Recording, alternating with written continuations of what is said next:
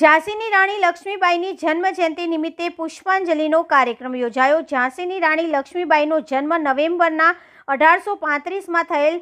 રાણી લક્ષ્મીબાઈ નામ એટલે ચાતુરી, પરાક્રમ અને બલિદાનનો ત્રિવિધ સંગમ ધરાવતી વીજળીના લીસોટા જેવી તેજસ્વી ઝાંસીની રાણી લક્ષ્મીબાઈની જન્મજયંતિ નિમિત્તે વડોદરા મહાનગરપાલિકા દ્વારા પુષ્પાંજલિ અર્પણ કરવામાં આવી। ઝાંસીની રાણી લક્ષ્મીબાઈની જન્મજયંતિ નિમિત્તે સુભાનપુરા ઝાંસીની રાણી સર્કલ હાઈ ટેન્શન રોડ ખાતે વડોદરા મહાનગરપાલિકા દ્વારા પુષ્પાંજલિ કાર્યક્રમ યોજવામાં આવ્યો હતો, જેમાં વડોદરા મહાનગરપાલિકાના મેયર પિંકીબેન સોનીના હસ્તે ઝાંસીની રાણી લક્ષ્મીબાઈ પ્રતિમાને પુષ્પાંજલિ અર્પિત કરવામાં આવી। પુષ્પાંજલિના કાર્યક્રમ ઝાંસીની રાણી લક્ષ્મીબાઈનો જન્મ નવેમ્બર 1835માં થયો।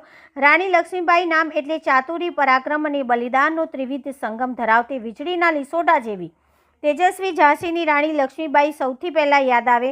આજે પણ કોઈ સ્ત્રીએ બહાદુરીનું કામ કર્યું હોય તો લોકોએ એને તરત જ ઝાંસીની રાણીનો ખિતાબ આપીને સન્માને છે। ભારતનો પ્રથમ સ્વતંત્રતા સંગ્રામ લડનારી અદ્ભુત નારીની જીવનરેખા વીજળીના ઝબકારે મોતીડા પરોવે જેવી 22-23 વર્ષે જ હતી, પરંતુ આટલા ટૂંકા સમયગાળામાં એમણે કેટલાક કામ અદ્ભુત અને મોઢામાં આંગળા નખાવી દે એવા મોટા અને અવર્ણનીય હતા। પાણીદાર મોતી એટલે ઝાંસીની રાણી લક્ષ્મીબાઈ। રાણી લક્ષ્મીબાઈનો જન્મ 19 નવેમ્બર 1835ના રોજ વારાણસી કાશીમાં એક બ્રાહ્મણ પરિવારમાં થયો હતો। એમનું પૂરું નામ મણિકર્ણિકા હતું અને ઘરના લોકો લાડમાં એમનું મનુ કહેતા હતા। 4 વર્ષની ઉંમરે જ બાજીરાવ પેશવાના પુત્ર નાના સાહેબની સાથે શસ્ત્રોની સાથે સાથે ઘોડેસવારી અને શસ્ત્રબાજીની તાલીમ આપવામાં આવી હતી અને માત્ર 12 જ વર્ષની વયે મનુએ ભલભલા અનુભવી યોદ્ધાઓને વીરાંગના લક્ષ્મીબાઈએ કરેલા।